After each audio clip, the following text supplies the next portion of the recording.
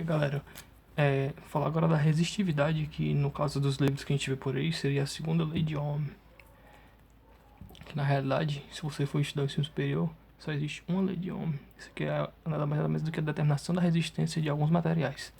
Enfim, se eu tenho aqui um condutor de seção de área A e comprimento L, dessa forma aqui, ó, e outro condutor com a mesma seção de área A, só que o comprimento 2L, constata-se que a resistência do condutor 2 é maior do que a resistência do condutor 1.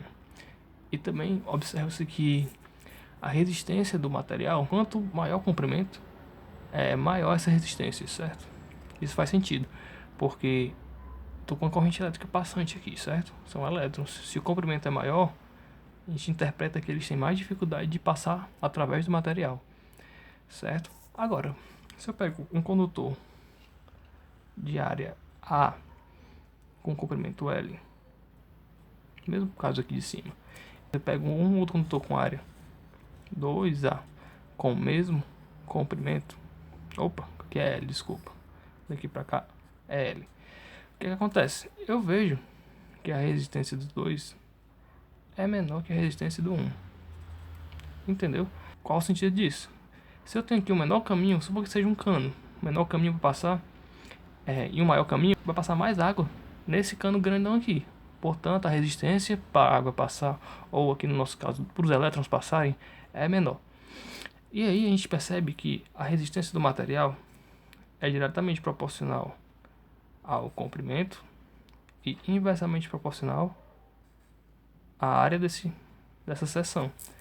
No caso, ela é dada por essa constante ρ, que é a resistividade, vezes L sobre A.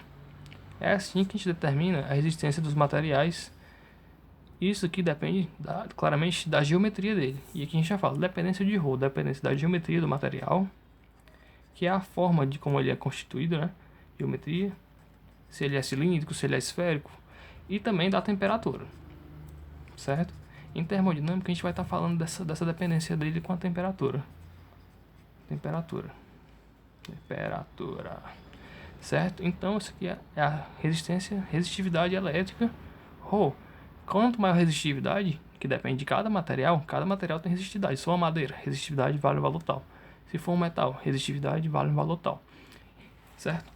Logo de cara a gente já percebe que para condutores a resistividade é menor, né? Do condutor é menor do não condutor, porque em condutores a corrente elétrica flui com maior liberdade, certo? Por exemplo, um metal na corrente elétrica flui muito mais fácil nele. E aí a gente sabe no mercado que a gente faz resistores elétricos, que são aqueles, eles têm uma simbologia dessa forma aqui. Eu vou até ver, acho que eu tenho um resistor aqui pra mostrar pra vocês. Aí, aqui um monte de resistorzinho, tá vendo? Se vocês forem ver, cada coisinha dessa representa um número, e cada número desse quer dizer quanto de resistência tem, tipo 20 ohms, 200 ohms. Tem uma tabelinha bem direitinha que estabelece essas relações, certo? A gente, tipo, se eu ligar aqui uma bateria aqui, ó, eu vou jogar 1.5 volt aqui. Se aqui for um resistor de 1.5, eu tinha corrente de 1 ampere, né? Porque quando a gente viu naquela primeira aula, a diferença de potencial é diretamente proporcional à corrente, né? E qual é o fator de proporcionalidade? A resistência, que é derivado dessa fórmulazinha aqui, né? Que depende da geometria do material. E aí a gente vai formando o nosso conhecimento de circuitos. É importante que vocês assimilem isso, porque a gente vai precisar saber quais essas relações entre tensão, corrente, para depois sair aplicando as leis de Kirchhoff, certo? Para entender como é que funciona o circuito de uma forma bem simples. Agora, só para fechar, vou fazer aqui um exemplo. Supor, bem simples, eu ligo aqui uma bateria de 9 volts no resistor esse aqui. Eita pô. O resistor aqui é 220 ohms. Eu acho que é. Liga ele aqui, né? Aqui. Qual a corrente que vai passar? Aplica a lei de Ohm. V igual a R vezes I. Esse aqui é o R, né? Que se a gente for desenhar o símbolo dele, ele é dessa forma. Lembrando a aula passada. Aí seria 9 igual a R220 vezes I. Ou seja, a corrente seria nada mais nada menos do que 9 sobre 220. E isso aqui é em amperes, né? Eu te pergunto, se eu tenho aqui, ó, exemplo 2. Dado um condutor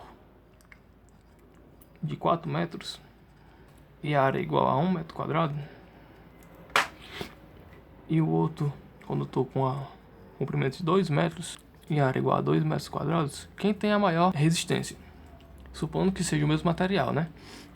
R1, esse condutor aqui, o condutor 1, vai ser igual a resistividade vezes L sobre A, né? Resistividade é a resistividade do próprio material que eu estou chamando de ρ. Comprimento 4 metros e a área é 1, ou seja, 4 ρ.